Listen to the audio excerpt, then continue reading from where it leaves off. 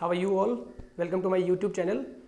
Last video के लिए thank you very much. आप लोगों का रिस्पॉन्स एक बार फिर बहुत अच्छा लगा मुझे, तो आज मैं कुछ नए टॉपिक्स के साथ एक बार फिर से आया हूँ। तो मेरी वही सेम रिक्वेस्ट है कि पूरा वीडियो शुरू से लेकर लास्ट तक देखना, आपको एक बार फिर सब कुछ समझ में आएगा।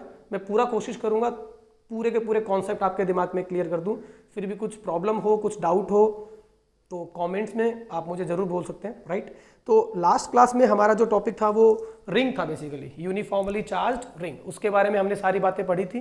तो आज हमारा जो टॉपिक होगा that will be the electric field due to a uniformly charged disc. Start करते हैं। देखना, मैं पहले टॉपिक का नाम लिख देता हूँ। As always our topic is the field due to a uniformly charged disc. ये 8th लेक्चर है इलेक्ट्रोस्टैटिक्स का। बहुत सारे लेक्चर पढ़ेंगे हम डिटेल में पूरा। Electric field due to a uniformly charged disc. तो सबसे पहले डिस्क को ड्रॉ करना बहुत इंपॉर्टेंट है। यूनिफॉर्म का मतलब उसका चार्ज डिस्ट्रीब्यूशन या फिर उसकी जो चार्ज डेंसिटी है, लीनियर है, सरफेशियल है या फिर वॉल्यूमेट्रिक है, वो कांस्टेंट रहेगी, राइट। तो ये यूनिफॉर्मली चार्ज डिस्क का मतलब क्या होता है वो समझना बहुत इंपॉर्टेंट है। सबसे पहले तो देखना, मान लो मैंने एक इस तरह का एक डिस्क स्ट्रक्चर ड्रॉ किया, राइट। ये इसका एक्सिस है। आपको एक बार फिर आई थिंक समझ में आ गया होगा कि ये डिस्क इस बोर्ड के प्लेन के परपेंडिकुलर रखी हुई है।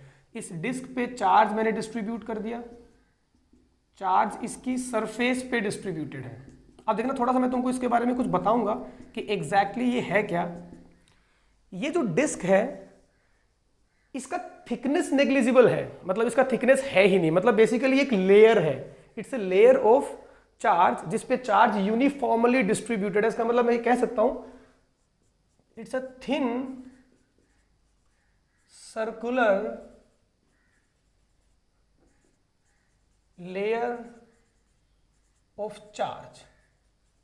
ये बात जो है ध्यान रखना, इसकी थिकनेस नहीं है बिल्कुल भी, क्योंकि अगर इसकी थिकनेस होती तो इस पे चार्ज वॉल्यूमेट्रिकली डिफाइन होता अगर वो नॉन कंडक्टिंग होती, और सरफेशियली डिफाइन होता अगर वो कंडक्टिंग होती। लेकिन अभी मुझे इसकी थिकनेस की बात ही नहीं करनी, चार्ज बस इसकी सरफेस पे डिफाइन है। इसका मतलब it's a 2 dimensional charge distribution. तो इसके लिए जो चार्ज डेंसिटी मैं डिफाइन करूंगा वो क्या होगा, सिग्मा। और यूनिफॉर्म बोला है मुझे, इसका मतलब सिग्मा की वैल्यू क्या होगी, कांस्टेंट, राइट। इसका जो रेडियस है वो मैंने क्या बोल दिया, आर।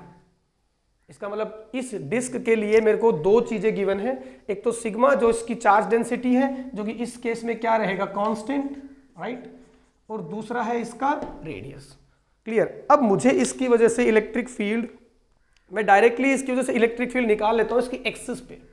मान लो ये वाला पॉइंट है मेरे पास P, जहां पे मुझे इलेक्ट्रिक फील्ड निकालना है जो इसके सेंटर से x डिस्टेंस पे। अब देखना, अब तक जितने भी चार्ज डिस्ट्रीब्यूशन मैंने तुमको पढ़ाए हैं वो सब लीनियर चार्ज डिस्ट्रीब्यूशन हुआ करते थे, राइट। लेकिन ये पहला ऐसा डिस्ट्रीब्यूशन है अभी जो जिसमें चार्ज सरफेस पे डिस्ट्रीब्यूटेड है। तो यहां भी हम एलिमेंट लेके ही सोल्व करेंगे, लेकिन एलिमेंट लेने का जो तरीका है वो बदल जाएगा हमारा। देखना कैसे, लीनियर के अंदर जो भी एलिमेंट हम लिया करते थे उसके पास एक लेंथ हुआ करती थी, राइट। लेकिन सरफेशियल चार्ज डिस्ट्रीब्यूशन में जो भी एलिमेंट हम लेंगे उनके पास एक लेंथ नहीं, उनके पास एक एरिया होगा। ये बात मैं तुमको पहले प्रीवियस लेक्चर्स में डिफाइन कर चुका हूं। अब एरिया जो हमको चूज करना है उसके लिए कुछ टिप्स तुमको बताता हूं ताकि तुम्हारी कैलकुलेशन थोड़ी आसान रहे। तुम चार्ज डिस्ट्रीब्यूशन को इस तरह के छोटे छोटे एलिमेंट्स में ब्रेक करके पढ़ोगे। ये मैं फिर रिपीट कर रहा हूं, ये गोल्डन वर्ड्स हैं कि ये चार्ज जिस भी तरह का चार्ज डिस्ट्रीब्यूशन है तुम्हारे पास, तुम उसको छोटे छोटे एलिमेंट्स में ब्रेक करोगे इस तरह से कि उसको सेम ओरिएंटेशन में रिपीट करने से पूरा बॉडी कवर हो जाए। अब ये स्टेटमेंट एक बार बोलने से दिमाग में नहीं घुसा, मैं तुमको एग्जांपल देता हूं। मान लो मैंने ऐसा किया कि इसके सेंटर से y डिस्टेंस पे मैंने एक रिंग माना इस तरह से, और उस रिंग का मैंने विड्थ मान लिया dy। ये विड्थ मैंने इन्वॉल्व क्यों किया है क्योंकि ये सरफेशियल चार्ज डिस्ट्रीब्यूशन है और जो भी छोटा एलिमेंट मैं मानूंगा उसके पास क्या होना चाहिए, कुछ एरिया होना चाहिए। तो इसका रेडियस तो मैंने क्या मान लिया y, और इसकी विड्थ क्या मान ली मैंने dy, और y और dy का जन्म जन्म का साथ है, ये बात हम पहले से जानते हैं। तो इस तरह की सेंटर से लेके सरकमफ्रेंस तक बहुत सारी रिंग अगर मैं ऐड करता रहूं इस तरह से, एक रिंग ऐसे, एक रिंग ऐसे, एक दूसरा रिंग ऐसे, एक चौथा रिंग ऐसे, पांचवा ऐसे, ऐसे करते करते मैं कवर कर दूं तो पूरा डिस्क कवर हो जाएगा मेरा। ये बात समझ आ रही है? तो इस तरह से मैं इसको छोटे छोटे एलिमेंट्स की टर्म में ब्रेक करके स्टडी कर सकता हूं, राइट। तो मैंने क्या किया, एक रिंग मान लिया। तुम और भी डिफरेंट टाइप के एलिमेंट्स मान सकते हो, वो तुमको धीरे धीरे जब हम प्रॉब्लम करेंगे या फिर एडवांस लेवल पे जाएंगे या फिर अच्छे लेवल पे पढ़ेंगे तो हम बात करेंगे। बेसिक मैंने एलिमेंट इस तरह का उठाया, राइट। तो अब देखना, मेरा सबसे पहला काम होगा कि इस एलिमेंट पे चार्ज कितना है। तो देखना, मैंने ऐसा बोला कि मान लो ये रिंग इस तरह से है, इस रिंग को निकाल के मैं साइड में ले आया तो ये रिंग मुझे कुछ इस तरह का दिखेगा,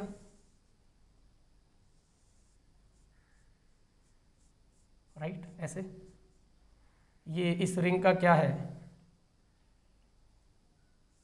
एक्सिस है, इसका विड्थ क्या है, dy है, राइट। इस रिंग को मैंने यहां से तोड़ लिया, तोड़ के यहां से खोल के सीधा कर दिया, सीधा कर दिया तो क्या बन जाएगा, एक स्ट्रिप बन जाएगा, राइट। इस स्ट्रिप का लेंथ क्या होगा, 2 पाई इंटू y। जो इस रिंग का सरकमफ्रेंस था वही इस का क्या बन जाएगा, स्ट्रिप का लेंथ, और ये वाला विड्थ क्या होगा, dy। क्लियर। इस रिंग का एरिया क्या होगा, इस रिंग स्ट्रिप का एरिया क्या होगा, basically dA, that will be equal to 2 pi y into dy, length into width. अब कोई मुझे बोले कि बताओ इस पे चार्ज कितना होगा, तो हमने सरफेशियल चार्ज डिस्ट्रीब्यूशन में dq क्या पढ़ा था, सिग्मा इंटू dA। चूंकि सिग्मा की वैल्यू मुझे यहाँ पे गिवन है तो इस रिंग का चार्ज क्या मिल जाएगा मुझे, dq will be equal to 2 pi y into dy into क्या हो जाएगा, सिग्मा। ये फॉर्मूला ध्यान रखना, ये तुम्हारे काम आएगा। हमने इस रिंग का चार्ज निकाल दिया। अब देखना, मुझे इस पॉइंट P पे इलेक्ट्रिक फील्ड की कैलकुलेशन करनी है। तो मैं क्या कर रहा हूं, देखना, मैं पहले इस रिंग, ये जो रेड कलर का रिंग मैंने बनाया है, इस रिंग की वजह से इस पॉइंट पे इलेक्ट्रिक फील्ड लिखूंगा, राइट। फिर 0 से लेके R तक ऐसी जितनी भी छोटी छोटी रिंग होंगी सबके इलेक्ट्रिक फील्ड को मैं इंटीग्रेट कर दूंगा। तो मुझे इस पे डायरेक्टली इलेक्ट्रिक फील्ड की कैलकुलेशन मिल जाएगी ड्यू टू डिस्क। हम ऐसे ही तो पढ़ते हैं ना, जिस तरह के चार्ज डिस्ट्रीब्यूशन है उनको छोटे छोटे पार्ट में ब्रेक करके हम इसी तरह पढ़ते हैं ना। तो मैंने क्या किया, देखना, सबसे पहले मैं इस रिंग की वजह से इलेक्ट्रिक फील्ड लिखना चाहता हूं। चार्ज पॉजिटिव है तो मुझे पता है इस जगह इलेक्ट्रिक फील्ड की डायरेक्शन क्या होगी, इस तरफ, DE। अगर यही पॉइंट नीचे की तरफ x डिस्टेंस पे होता तो इलेक्ट्रिक फील्ड क्या होता है, अलोंग द एक्सिस। हाँ, हमने लास्ट क्लास में पढ़ा कि रिंग की वजह से इलेक्ट्रिक फील्ड क्या होता है, अवे अलोंग द एक्सिस, इस तरह से। अगर इसी पे नेगेटिव चार्ज होता तो फील्ड क्या हो जाता, टूवर्ड्स, राइट।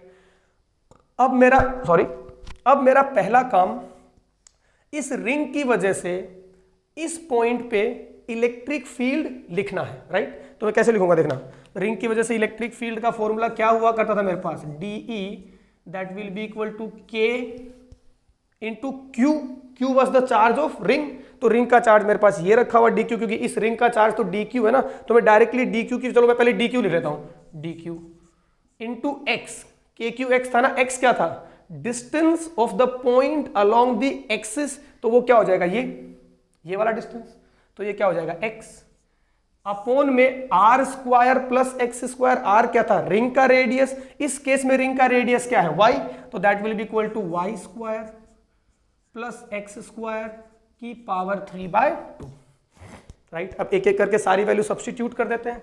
तो DE की वैल्यू क्या हो जाएगी, K into sigma 2 pi y dy into x upon में y square plus x square की पावर 3/2। ये मेरे पास फंक्शन बना।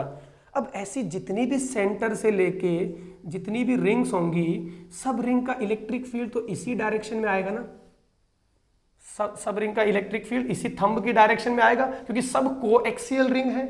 यहां भी नीचे क्या आएगा, इसी डायरेक्शन में आएगा। इसका मतलब मुझे अभी कंपोनेंट लेने की जरूरत नहीं है, I can directly integrate them, right. तो मैंने क्या किया, यहां से DE की वैल्यू क्या लिख दी, ये बात समझ में आ रही है कि भाई हमको इंटीग्रेट क्यों नहीं करना, क्योंकि इलेक्ट्रिक फील्ड की डायरेक्शन नहीं बदल रही है। इंटीग्रेट करने के दो तरीके होते हैं, अगर सब कंपोनेंट की वजह से इलेक्ट्रिक फील्ड सेम डायरेक्शन में है तो हमको डायरेक्ट इंटीग्रेशन करना है, अगर सब कंपोनेंट की वजह से इलेक्ट्रिक फील्ड का डायरेक्शन बदल रहा है तो हमको कंपोनेंट्स में ब्रेक करके चेक करना है कि कौन सा कंपोनेंट जीरो हो रहा है या फिर कौन सा कंपोनेंट जीरो नहीं हो रहा है। वो हम सिमेट्रिकल चार्ज एलिमेंट से देखते हैं।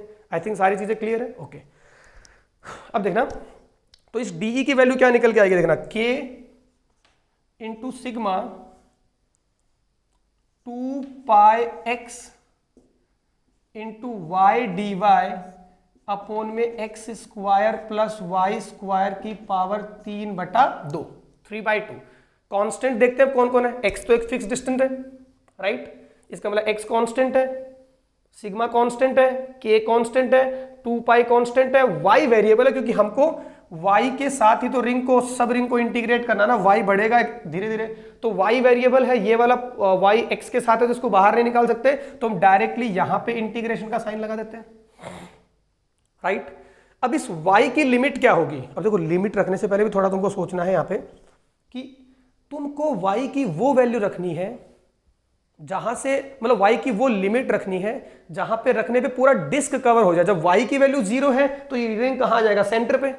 जब y की वैल्यू r है तो ये रिंग कहां चला जाएगा, सरकमफ्रेंस पे। तो 0 से लेके r के बीच में अगर y को वेरी करूंगा तो सारा डिस्क कवर हो जाएगा, तो यहां पे लिमिट क्या हो जाएगी, 0 से r, राइट। थोड़ा सा और रीअरेंज कर लेते हैं, ये इंटीग्रेट होके क्या आएगा, e, डायरेक्शन तो हमको पता ही है, ये क्या हो जाएगा 1/4 pi epsilon naught sigma into 2 pi x from 0 to r y d y upon में x square plus y square की पावर 3/2 है ना। तो यहां से e की वैल्यू क्या निकल के आएगी, 2 पाई से 4 पाई 2 बचा, तो सिग्मा अपोन में twice epsilon naught x into 0 से r y d y upon में x square plus y square की पावर 3/2। अब हमें इस टर्म को इंटीग्रेट करना है। अब इस टर्म को इंटीग्रेट में साइड में चुपके से करूंगा, तुम लोग ध्यान से सुनना, हाँ, क्योंकि ये इंटीग्रेशन के जो फंडे हैं मैं ये मान के चल रहा हूं कि तुम लोगों को पता है। सब्सटीट्यूशन मेथड लगाऊंगा मैं, x square plus y square को मैंने क्या मान लिया, टी, ब्लैक पेन से लिखता हूं, हाँ, x square plus y square को मैंने मान लिया टी, इसको डिफरेंशिएट किया तो ट्वाइस एक्स डी एक्स किसके बराबर आ जाएगा, D T, x D x किसके बराबर आ जाएगा, डी टी बाई 2। मुझे इस एक्सप्रेशन में, सॉरी y को करना पड़ेगा ना डिफरेंशिएट, तो यहाँ पे क्योंकि y वेरिएबल है तो y dy आएगा, यहाँ पे भी क्या आएगा, सॉरी y dy आएगा, क्योंकि x तो कांस्टेंट है हमारे लिए, तो x का डिफरेंशिएशन क्या हो जाएगा, 0। यहाँ पे मुझे y dy रखा हुआ दिख रहा है, क्लियर, तो मैं पूरे इसको सब्सटीट्यूट कर दूंगा, y dy किसके बराबर आएगा, dt अपोन में 2, और x square plus y square किसके बराबर आएगा, t, तो t की पावर क्या होगा, 3/2, राइट। इसको मैं ऊपर लेगा तो t की पावर -3/2, इस 1/2 को बाहर निकाल देते हैं, साथ में क्या आ जाएगा, dt, t की पावर -3/2 का इंटीग्रेशन क्या होता है, t की पावर -3/2 अपोन में सॉरी 3/2 प्लस 1 अपोन में -3/2 प्लस 1, राइट। इसको जब तुम सोल्व करोगे तो ये क्या होगा, 1/2 इंटू टी की पावर -1/2 अपोन में -1/2, 2 से 2 कैंसिल आउट हुआ, तो ये अल्टीमेटली सोल्व होके बनेगा -1/√t। मतलब इस पूरी प्रोसेस का जो इंटीग्रेशन होगा दैट विल बी -1/√t। तो एक बार के लिए इसको लिख लेते हैं, E becomes sigma x by twice epsilon naught -1/√t, और t की वैल्यू क्या है, x square plus y square, ये तो हमारे गिवन वेरिएबल है ना, t तो हमने खुद से अज्यूम किया। एक बार फिर से देख लेना पूरा प्रोसेस, समझ में नहीं आया तो यहाँ पे क्या आ जाएगा ultimately, x square plus y square from 0 to r, r किसकी लिमिट है, y की, तो इसका मतलब मुझे पहले अपर लिमिट पुट करनी है और उसके बाद लोअर लिमिट पुट करनी है, तो e will be sigma x by twice epsilon naught, upper limit r put करी तो -√r square plus x square, क्योंकि मैंने y की लिमिट पुट करी है x square plus r square, -1 by y की जगह क्या पुट कर दूंगा, 0, तो ये क्या आ जाएगा x, यहाँ भी एक x है, इसको अंदर मल्टीप्लाई करो, इसको जब तुम अंदर मल्टीप्लाई करोगे तो इलेक्ट्रिक फील्ड की वैल्यू क्या निकल के आएगी, sigma by twice epsilon naught bracket 1 minus x upon में under root of x square plus r square. Solve करके देख लेना, यही एक्सप्रेशन मिलेगा। इसका मतलब इस डिस्क की वजह से इसके एक्सिस पे किसी पॉइंट पे अगर मुझे इलेक्ट्रिक फील्ड निकालना है तो इस डिराइवेशन से अगर तुम x को अंदर मल्टीप्लाई करो तो यहाँ पे x चला जाएगा, ये माइनस माइनस प्लस हो जाएगा, ये तुम इसको कैंसिल करोगे तो ये माइनस रहेगा, तो 1 माइनस दिस एक्सप्रेशन बन जाएगा। ये एक डिस्क की वजह से उसके एक्सिस पे इलेक्ट्रिक फील्ड है। वही हमारा नेक्स्ट तरीका कि हम डायग्राम बना के तुमको याद रखना भी सिखाएंगे। मान लो ये डिस्क है, नॉर्मली इन सब डिस्क के डिराइवेशन स्कूल लेवल पे, बोर्ड लेवल पे डिस्कस नहीं करे जाते हैं, मेंस लेवल पे भी डायरेक्ट फॉर्मूला लिखाते हैं, लेकिन मैंने तुमको डिराइवेशन करा दिया है ताकि कोई प्रॉब्लम ना हो। तुमको एलिमेंट लेना सिखाया बेसिकली मैंने, वो बहुत इंपॉर्टेंट पार्ट है। तुमको शायद कुछ लोगों को थोड़ा सा बोरिंग लग सकता है कि सर इतना हमको नहीं पढ़ना है, पढ़ लो, क्योंकि तुम एक बार इसको सुन लोगे, समझ लोगे, एलिमेंट लेना आ गया, फिर फिजिक्स तुम्हारे लिए बहुत आसान हो जाएगा, सारे प्रॉब्लम तुम अच्छे से करने लग जाओगे, राइट। तो यहां से देखना, डिस्क अगर इस तरह का है तो यहां से x डिस्टेंस पे मुझे अगर फील्ड चाहिए तो वो इस तरफ आएगा अवे, यहां भी क्या आएगा अवे, अगर नेगेटिव चार्ज हुआ तो टूवर्ड्स, यहां भी क्या आएगा टूवर्ड्स, और इलेक्ट्रिक फील्ड का मैग्नीट्यूड क्या होगा, ये वाला फॉर्मूला नींद में भी रात में कोई उठा के पूछ ले तो तुमको भूलने की जरूरत नहीं है। तो ये हमारे लिए डिस्क की कैलकुलेशन हुई। इसी के बेस पे जो नेक्स्ट टॉपिक है वो बहुत इंटरेस्टिंग है। इसी फॉर्मूले के बेस पे तुमको मैं 2-3 अच्छी चीजें और बताऊंगा जो तुमको बहुत अलग डायरेक्शन में और नए तरीके से उन इलेक्ट्रोस्टैटिक्स को सोचने का विजुअल देगी, राइट। तो अभी के लिए हम इलेक्ट्रिक फील्ड करते हैं, नेक्स्ट पे देखते हैं हम लोग इलेक्ट्रिक फील्ड मतलब various cases of this formula, right. तो ये हमारे लिए एक डिस्क की वजह से उसके एक्सिस पे कैलकुलेटेड इलेक्ट्रिक फील्ड है, सिग्मा अपॉन में twice epsilon naught bracket 1 minus under x upon में under root of x square plus r square, जो कि हमने कैलकुलेट किया। अब देखना, इसमें एक स्पेशल केस हम देखते हैं। मान लो मैं अगर ऐसे बोलूं, if x is tending to 0, अब x इज टेंडिंग टू 0 का मतलब क्या है कि ये जो x है वो डिक्रीज होते होते होते होते इस डिस्क के बिल्कुल पास वाले पॉइंट पे आ गया है, राइट। ये डिस्क के बिल्कुल करीब वाला पॉइंट है, but not equals to 0 and x is not equals to 0। ये कंडीशन ध्यान रखना, नहीं तो वो उसके सेंटर पे आ जाएगा। अगर ये डिस्क के बिल्कुल करीब का पॉइंट है तो अगर मैं यहाँ पे x को एक्सप्रेशन में 0 पुट करता हूं तो इलेक्ट्रिक फील्ड की वैल्यू जो मेरे पास निकल के आती है वो है sigma by twice epsilon not. अब इसको थोड़ा सा एनालिसिस करते हैं। मैं अगर ऐसा बोलूं कि डिस्क के बिल्कुल करीब अगर ये पॉइंट चला गया, बहुत करीब मतलब टेंडिंग टू 0, तो उस केस में क्या ये डिस्क उसको डिस्क दिखेगी? ये बहुत सोचने वाला पॉइंट है। जैसे मैं अगर ऐसा बोलूं कि अगर हम मून पे जाके देखें तो अर्थ स्फेरिकल या फिर जो भी इलिप्टिकल शेप में है, राइट। लेकिन अभी मैं अर्थ के बहुत करीब खड़ा हूं, मेरे को तो फ्लैट दिख रही है ना। अगर तुम कैमरे में मेरे इस हाथ को देखो तो तुमको इस हाथ की डायमेंशंस दिख रही है सब कुछ। अगर यही हाथ कैमरे की स्क्रीन के बिल्कुल पास आ जाए तो एक सर्टेन डिस्टेंस के बाद तुमको उस ऑब्जेक्ट के एंड्स दिखना क्या हो जाएंगे? बंद। इसी तरह के ऑब्जेक्ट को हम बोलते हैं infinitely long objects. Basically actual में उनकी जो लेंथ है वो इनफाइनाइटली लॉन्ग नहीं होती है, वो डायमेंशनल मतलब वो पॉइंट ऑफ ऑब्जर्वेशन उससे कितना क्लोज है उस पर डिपेंड करता है। इसका मतलब अगर मैं ऐसा कहूं यहां पे कि भाई ये वाला पॉइंट अगर बहुत ज्यादा क्लोज है डिस्क के सेंटर से तो डिस्क उसको कुछ ऐसे दिखेगी।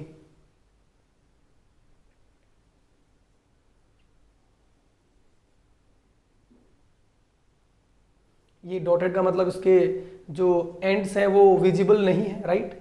इस डिस्क के जो एंड्स हैं वो उसको विजिबल नहीं है, तो डिस्क के एंड कुछ इस तरह के होंगे, राइट, इस तरह से। लेकिन अब इस डिस्क को इस नए पॉइंट ऑफ ऑब्जर्वेशन के लिए मैं डिस्क नहीं बोलूंगा, इसका नाम बदल जाएगा, क्योंकि अब डिस्क के एंड इसको नहीं दिख रहे। तो इसका नाम हम क्या लेंगे उसकी बात भी करते हैं। देखना, इसका नाम हम अब लिखेंगे, this is an infinitely long uniformly charged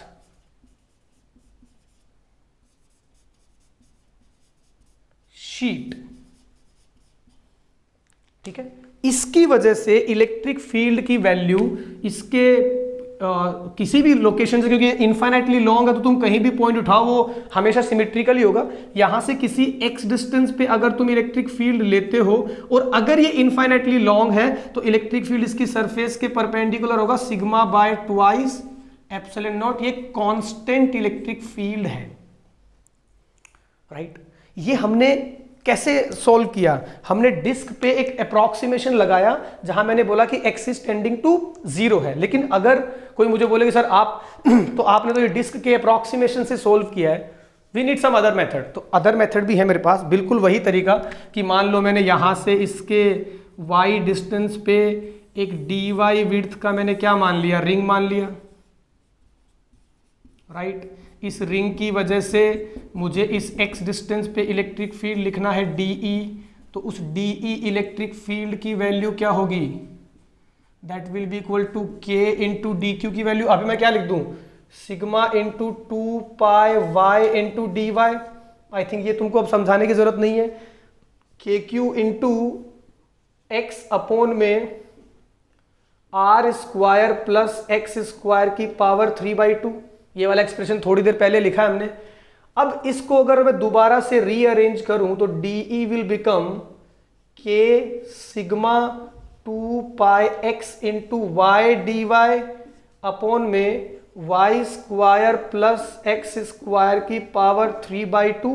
लेकिन इस बार जब मैं इंटीग्रेट करूंगा तो मेरे इंटीग्रेशन की लिमिट 0 से r नहीं होगी, क्योंकि अब ये भाई साहब कहां तक एक्सटेंड हो गए हैं, इन्फिनिटी तक। तो इसकी लिमिट कहां से कहां जाएगी, 0 से इन्फिनिटी। इसके पूरे इंटीग्रेशन का जो तरीका है वो मैं तुमको बता चुका हूं पहले। तो तुम पूरा इंटीग्रेट करके दोबारा लिमिट 0 से इन्फिनिटी पुट करोगे तो इलेक्ट्रिक फील्ड की वैल्यू यहां पे तुमको मिलेगी sigma by twice epsilon not. इसके अलावा और भी तरीके हैं, तुम रिंग की जगह वायर एलिमेंट भी ले सकते हो, वो तुमको टाइम के साथ धीरे धीरे बताएंगे।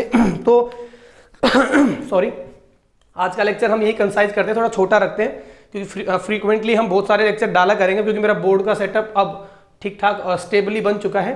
तो आज हमने क्या पढ़ा, आज हमने डिस्क पढ़ा, डिस्क की एक्सिस पे इलेक्ट्रिक पढ़ा, और डिस्क का एक बहुत ही स्पेशल केस लिया जिसको मैं infinitely long uniformly charge sheet बोल सकता हूं, और यूनिफॉर्मली चार्ज शीट की वजह से इलेक्ट्रिक फील्ड मैंने पढ़ लिया, राइट।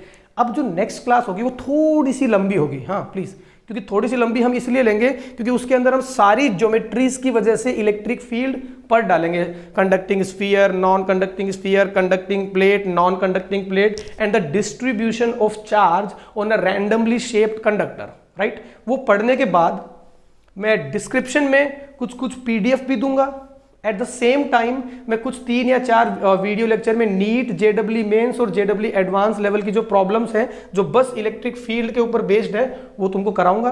ये 3-4 लेक्चर चलेगा। PDF के मतलब जो डिस्क्रिप्शन में जो PDF में डालूंगा सब लोग डाउनलोड करना, एज अ टास्क उसको घर पे सोल्व करना, और कमेंट बॉक्स में या फिर किसी भी और मेथड से फेसबुक पे तुम मुझे फॉलो कर सकते हो, मैं उसका भी लिंक डाल दूंगा, वहां पे तुम मेरे से बात करके वो सब क्वेश्चन सोल्व कर सकते हो, राइट।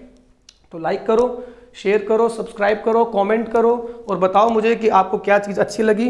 और प्लीज़ लोगों को ये वीडियो फैलाओ जितना हो सके, क्योंकि जितने लोग ज़्यादा जुड़ेंगे उतना मुझे थोड़ा मोटिवेशन मिलेगा अच्छा कंटेंट बताने का, राइट। मेरा चैनल अभी बिल्कुल नया है। Thank you guys, good night.